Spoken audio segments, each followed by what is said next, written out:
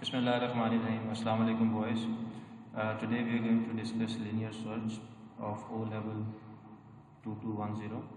This is from chapter number 9, and this in the book it's kept before we discuss arrays. But in the class I had discussed arrays 1D and 2D first because this linear search and bubble sort uses arrays, as you can see here. All right. Now, starting from this. You just need to keep a look at this thing, not on these indicators or flags outside. If we would need, we will discuss these. Okay, so in linear search what happens is you would be given a list. I would not say list because list is only allowed in Python, which can have multiple data type elements. But in an array, it would be, the definition of an array is, or in your words, if you call it a list, then it would have same data type elements. For example, if you're, in this case, we do have to find the name of a student from a student list. So, or we would be given a number and we would be given a list of numbers, numbers, let's say from 1 to 50 or 1 to 10, a starting and ending bound. But we are assuming here that the list is already given. We would just take a number that has to be searched. If that exists in the given list or not, that has to be given by the user. Okay, even no, that's given here. So the first thing you will do is you would tell the user of your program code to please enter your required field or your required number or your required name that you want us to see if that exists in the list or not. All right. So you would tell. This is the basic coding, input and output statements. We have already discussed this in our last lessons, in our last topics. So user would know please enter a name to find, then you would use this input statement to take that input and assign it or save it in the variable in the identified name. All right. Now I will discuss this later, why we are using this another identifier and we are initializing it as false. Hope you understand and you remember that if we do assign a value false, this means this variable is going to be of type Boolean, which would only have two inputs or two outputs, true or false. Okay, now counter initializing, this is another variable. You can give it any name, count, counter, index, starter, whatever, or loop variable, whatever you want to call it. We are usually denoting it as counter, and you're initializing it. Initializing means you're giving it the first value, so we're starting it from 1. Okay, now why we're repeating a repeat loop, not a for loop, not a while loop? You would need to refer back to the types of loops.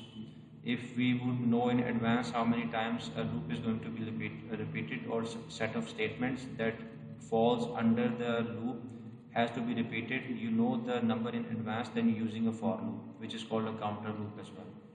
Now in our case, we would not, we know that we have a list from 1 to 10, so we can use a for loop as well, but that is not going to be an efficient code, because no matter if you found, if the number or the given element is being searched, what is being searched, found at first or second or third position, the coding in the for loop is still going to go through the whole list up to the end. So this is not going to be efficient. So to make it efficient, we are using a repeat loop, so that if the number is found or matched at first, second or third position before the end, the last number, it might be a list of 100 numbers. So if it's found in second, third, fourth or 10th position, way before the list ends, then you don't have to search through the whole list. That does not make any sense. All right. Yes, you can ask a question. Name है, इसको हमने initialize कैसे कराना है? Variable है ना name. इसको initialize. You mean to say how declare कैसे करना? Declare. Yes. So in the book it does not say anything about declaration because they pre-assume it to be already discussed in O levels. But if you want to do it, since it's a question, so we'll do it like this. I'll do it here and then I'll remove it. You can always play the recording again to see what I typed here and I removed it. So Anik has asked me where to declare. Over here. Oops. This over here. You're going to insert a statement. I would say declare. Though it appears in the same line, but I don't have space, so I'll be writing on the next line. And then you would say declare name. It's written like this. You put 2 dots, means a colon, and then you would describe its type. Its type would be string. As well as not just name, you also going to initialize this found variable. You're also going to initialize this, declare this variable counter. Also going to using any more identifiers? I don't think so. Yes, this array here, student name. So you are going to declare and fill or initialize these elements. These are initialized here, found and counter, but this student name, this one is never declared, is never assigned any values, never populated. It's called populating an array, means giving initial values to an array. Okay, filling it up is called populating it. All right, so we assume that it's already been populated. Okay, we do have elements here, and we can do it in another separate lecture, and that would recall, or that would be a practice of our arrays, 1D or 1D array, not 2D. All right, so you're also declaring these elements. I can do it here since we have started the discussion. Declare another thing, which is going to be a found variable, identifier column, and that would be a type boolean. All right, I'm going out of screen. And then you would have, we can zoom it a bit if you want.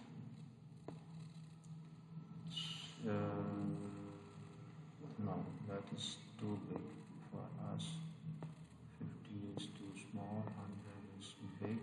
Can we not set a custom value? We can. No, I do have another. No. Don't do it. Let's just do it for screen. All right, and then we do have this another sheet.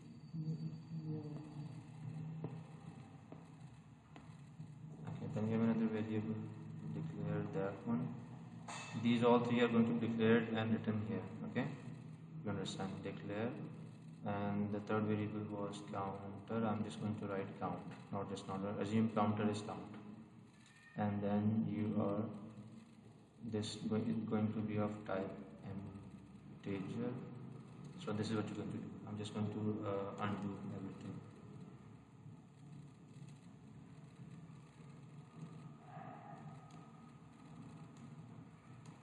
All right. Okay. So you have done this. You have taken an input name over here from the user, and I'll discuss this found thing later, not now. And then you're going to initialize the counter. This is actually a loop variable going to be used in the loop, and as a counter, as an increment. Now, first thing you're going to do is, obviously you've been given a list already, and you've been given a number or an element of the array of the list to be searched for, to be matched with. Okay, now so you say if is the keyword written in capital, then that input by the user name, whatever the name is, and then is equal to sign. Now it's not double is equal to sign, because in pseudocode we do use this thing goes to as an assignment or equal to operator. So this equal to operator now is a comparison. All right, this one here is used for comparison, and in the regular programming languages we would use this equal to sign to assign values, and to is equal to signs to check for comparison. All right, not here. Now if name is equal to student name is what? This is an array. Array was declared like this, if some of you may ask. Declare, and but that would be a lengthy video then. that will be kept in a separate video, because not just declared, it has to be initialized or populated as well. So we assume that it's already been declared and populated. We do have a list already. So I'm not just going to do this part. Alright, so if name is equal to student name list, it's an array, but we are going to a specific number, which is the starting. Let's say this is the list of names of how many? 10? What? We don't know the ending yet. Okay. This is going to be this linear search is going to go through the whole number, the whole list, until the number is found. Oh, we do have this class size here as well, and we pre-assume that it's already been given as well. Okay, this is the last element. So let's say it's just 5. 1, 2, 3, 4, 5. It's just 5 elements in the list called. I'm just going to brief it, shorten it a bit. Instead of student name, I would just say student. Start. And the size, obviously starting and ending range, which would be, let's say 1 up to 5, or class size, let's say this is 5. Okay. and 5 obviously class size. I would not say size, I would just say size only. Class size, assume it's a size, and we're going to do this. This already been done before starting this program. Okay. Now this one refers to the student name counter. Counter's value is 1. This is referring to this position. Why? Because the name of the array is student name, and then this counter thing is 1, means the first position of this. So whatever the name here, let's say it's Ali written here and he has written something else. He has input something else, so we are verifying, matching this. If this match, just going to remove everything, it creates a mess. We do not want the video to be that long. Alright. So if that one matches here with the first element of the array with name, student name, then what happens? Found true, I'm skipping this for now. Okay. Else, if found, then no, we have to discuss this now. If found, then we are going to change this value of the found to true. This is why if that was already true, it might be a problem. So this is why we have initialized it here as false. So it should change. Okay, because we have to check one of these two conditions later on somewhere. I'll let you know where and why. Now, so if you have found the if that given element is matching or has matched with the first element, then you say found is true. Change it from false to true. Else, if not found, then what would you do? Counter is equal to counter plus 1. In my case, is count. Count is equal to count plus 1. You incrementing it. In repeat loop, you incrementing like this. In for loop, you just say next count, and it increments or gives you the next value. So this is for giving you the next value. Now, and you have started if here, it must end, so it ends here, and if. Now, until means this is the end of the loop, or this is the end of the loop's first iteration, first repetition. Okay. Now we need to check. We check the condition in a repeat loop after repeating the set of statements at least once. Okay. Now see until found. Until found. If you have found this, it's by default. It say found's value has changed. Okay. Then we would say okay, fine. Then stop it. Don't repeat again. Or I can, for your clarification, for explanation, I can say, if found is equal to true, then you assume that true is already there, because this is how pseudocode works. Okay. Or for your explanation, I have said if found is true, or counter.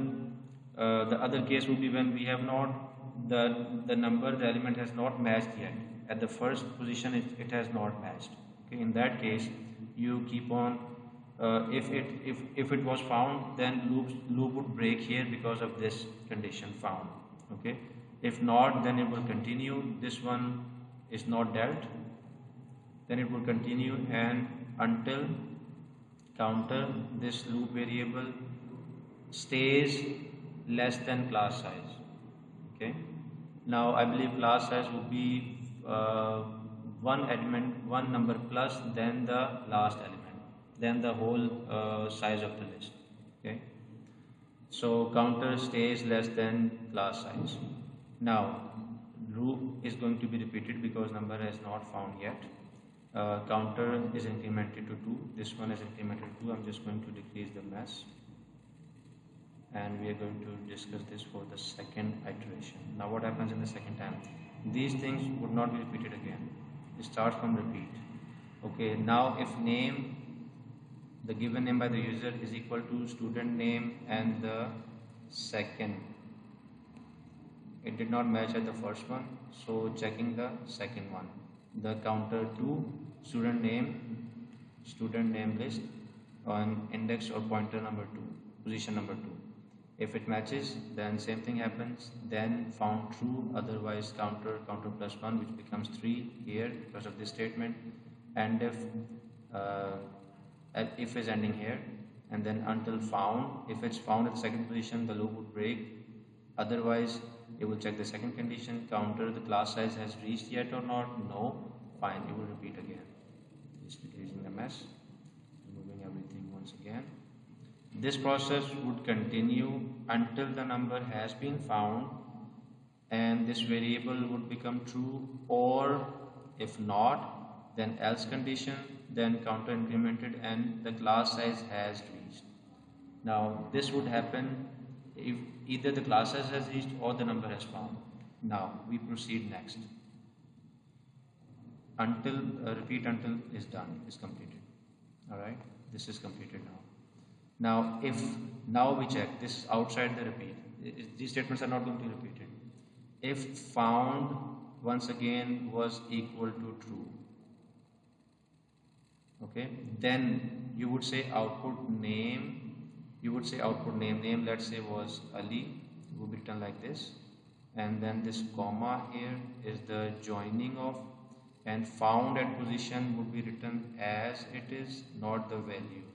Found at, I'm skipping position because of shortage of space, and then another concatenation or joining operator.